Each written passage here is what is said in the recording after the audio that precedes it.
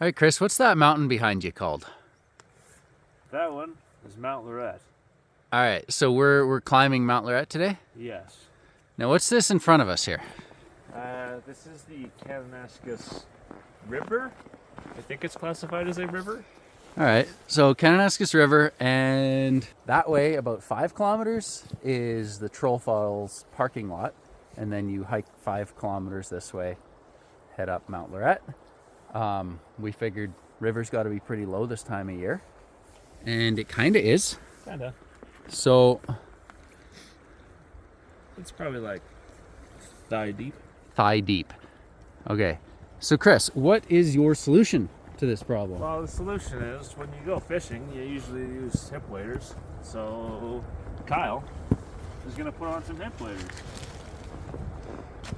So one person walks across, throws them back. I don't think we can throw that far though, so there'll be some piggybacks. No water's leaking in yet, so Just be quick, Kyle. The quicker you are. kind of hard to see how deep it is. Okay, it's not too bad. That's knee deep. That's okay. There's ice floating by me. Reminds me of most gold mining trips.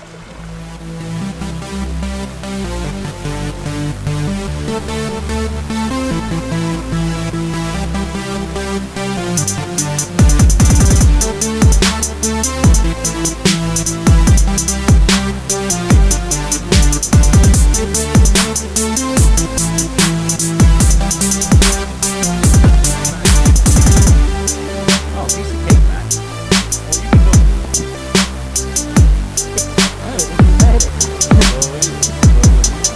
Okay, hang Watch on. your step in. Okay, I'm just gonna focus. There's a rock to step on. I'm gonna actually let you step down here. Yep. Alright.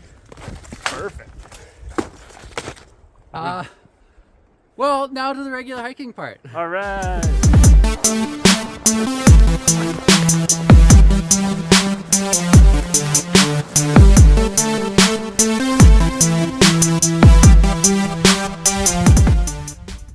About an hour into the hike. How you feeling, Chris? Good. I'm not sure how far the peak is out of this saddle, but we can definitely see the edge of something, so that's progress. And it's sunny up there. Got about this much snow sitting on top of a bit of a crusty layer, and at this point, because it's kind of shaded, it's still soft enough that you can kind of kick your feet into it, but it's getting to that icy point. Very minimal rust stains on them. There must be some kind of stainless. And yeah, so last night I had to widen these up to fit, and there's these little screws, so you actually take a screwdriver and adjust these things out, and I adjusted them to the right length. The thing that really does it is the smell. It's like that old leather, but it's not super brittle. It's like got canvas wax on it or something. So we're gonna see if these are at all effective. Last time I put these on, my boots were off. We'll see if I can do this with the boots on. Real mountaineers are like a different breed, especially if you take a mountain like K2 or something. Yeah. It's kind of a time under exposure whether you're gonna die or not. It's like at a certain point it's like, cool, well, you judge the snow wrong or this or that, but some of these hikes are literally like you will die just depending on if you're there when the avalanche happens or not. Going down, I might just warm my fingers for a moment. It's like -10 in April 16th, and like 3 days ago it was plus 25 in Calgary or something. It's like, what the fuck? Picked a great week to have a vacation, Chris. Yeah. Maybe these are like a hand-me-down. He bought them used on Kijiji, or what used to be probably like, you know. Greg's List, not Craigslist, but Greg's List. Yeah, back when Greg had a list before he sold it to Craig. That's when my dad bought these.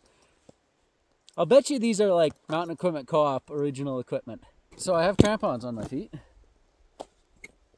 Nice. Ugh. And they're not falling off yet. That right there is a quality crampon. And it's stuck to my feet. with cool leather stuff. I'll bet you this is the same era of ice axe as my Crampons. Probably. What's your ice axe? Mine's a Grivel. Grivel. Is that a German thing? Grivel Mont Blanc. I think it's Italian. Super easy hiking right now. You basically just walk straight up. It's a nice smooth surface for the Crampons to dig into. But it's also a little bit, it tricks you to a false sense of security. Because check this out. Right here, you've got this nice soft snow. And then just below the surface, all of this, that's ice. Super slippery. So, hence the ice axe out.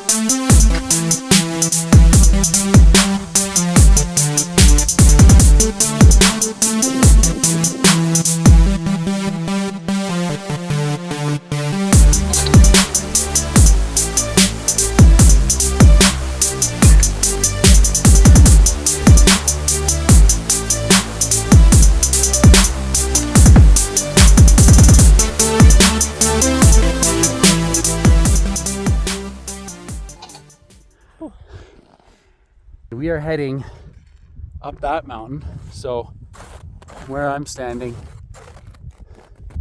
we're gonna basically head up here and then across the ridge and get to the top of that mountain. And hopefully, as we get right up high there, we'll be closer to breaking through these clouds, and we might get a break where we get some sun and some actual nice views up there. On to our Crampon review so far. The viewers of the channel, Chris, they're going to be really interested in which type of modern Crampon to purchase for themselves for a trip like this. Right. And I don't have the brand on me, but I could definitely say that the sponsor of today's video, these Crampons definitely function well.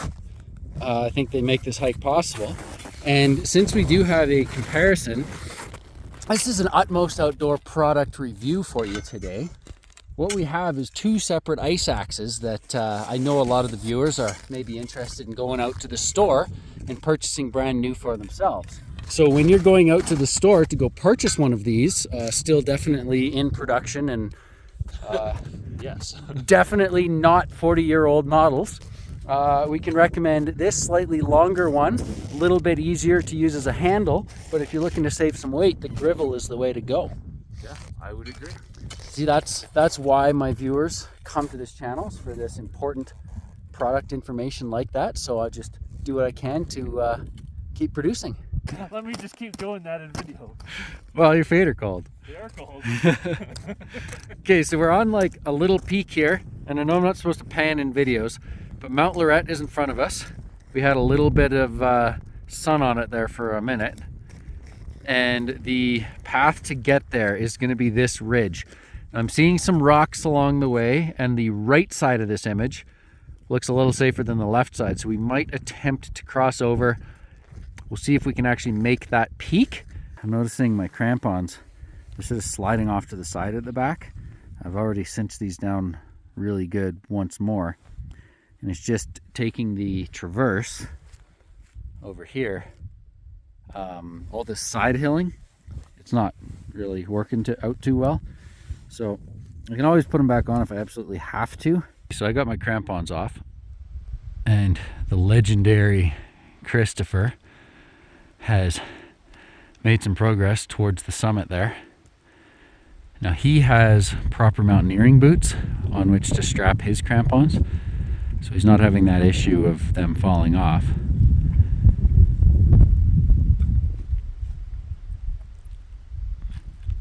So I'm gonna make my way over there carefully.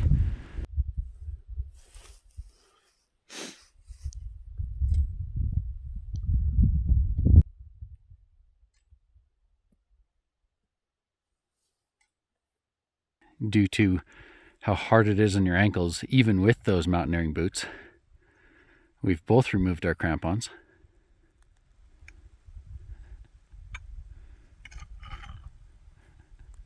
And it's has questionable results, as you can see. Basically hold on to the ice axe for dear life. How you doing there, Chris? It's all right though, because if I just slowly pan all the way up here and all the way up there, there's a summit and daylight to go. See, this is like, if we are gonna Mallory this thing today, we gotta have this video so that when they find our bodies, they'll have evidence that, like, yes, they made the summit. Right. Even if we didn't get back down.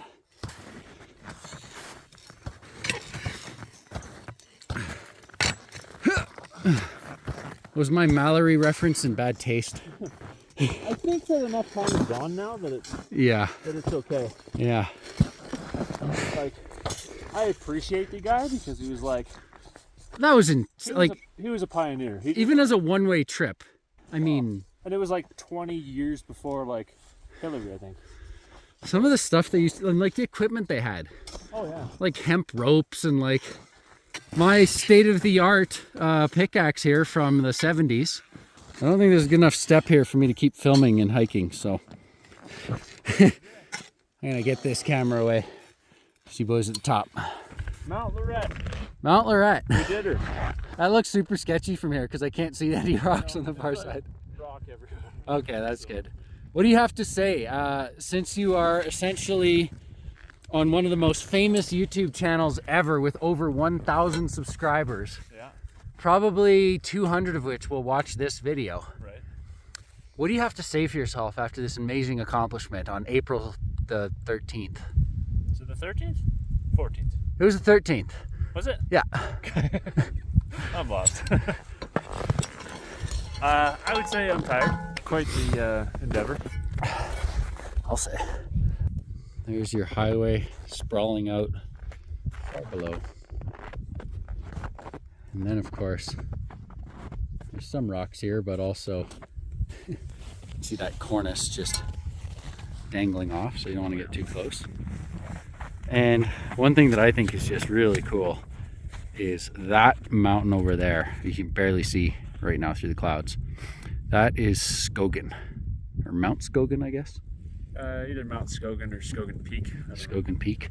But yeah, that is this giant towering thing, and this side of it is just almost sheer cliff all the way down.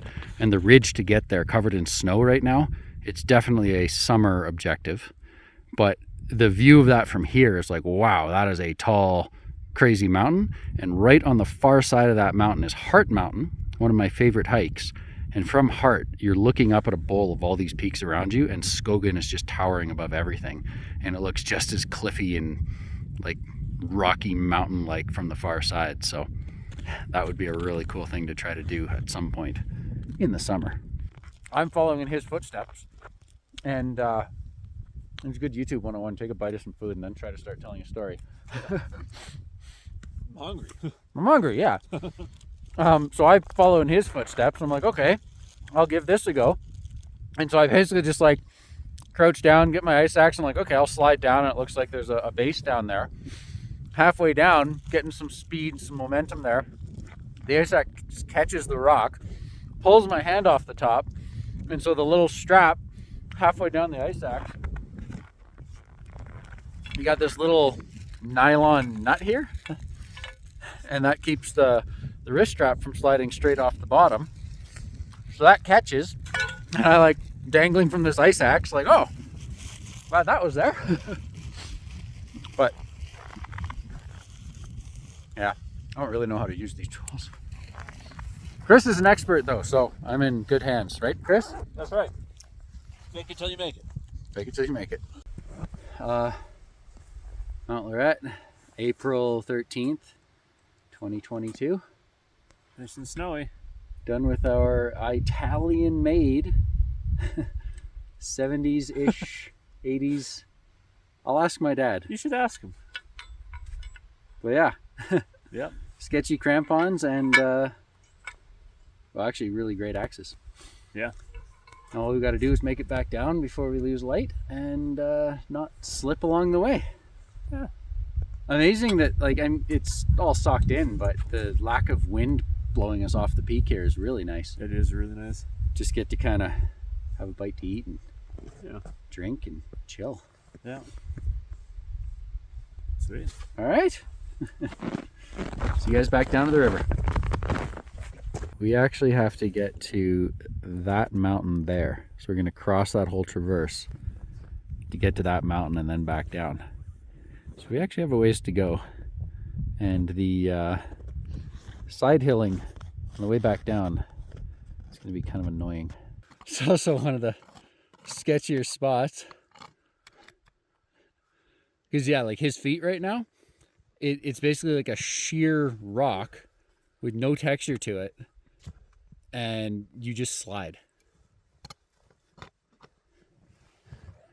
And you get over here, it's a little bit better. Jesus. Are you having fun yet? That was a little sketchy. All right. There's our way out. Coming in on the left frame here, we're gonna see Skogan Peak. Still in a little bit of cloud up there. That is an intense mountain. And of course, swoop on back to this, lit in the sun, Nakiska Ski Resort in the background there. That's a beauty. Yeah, I like that. Very nice. They definitely are Rocky Mountains. Like, yeah, it's beautiful. And the wind's kicked back up, so we should get going. Yeah. Down here. Where do we go from here? Holy crap. There it is. There's a little footprints down there. Yeah. Let's play with the zoom here. And yep, there's our footprints.